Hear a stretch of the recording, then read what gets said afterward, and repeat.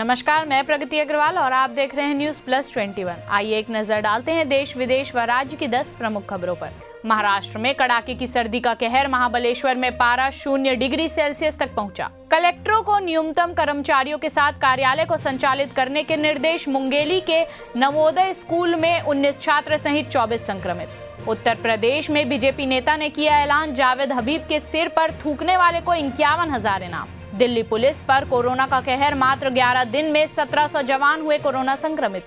हरिद्वार धर्म संसद मामला, सुप्रीम कोर्ट ने केंद्र व उत्तराखंड सरकार को जारी किया नोटिस, 10 दिन बाद होगी सुनवाई।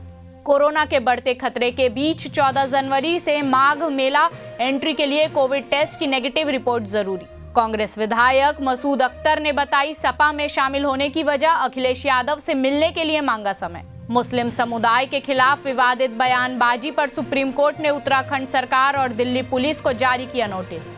यूपी चुनाव में सीटों के बंटवारे को लेकर बीजेपी से जेडीयू ने जाहिर की नाराजगी।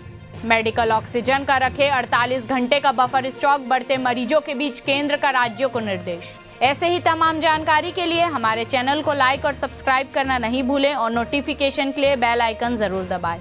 आप देख रहे थे न्यूज प्लस 21, आपके हक की बात।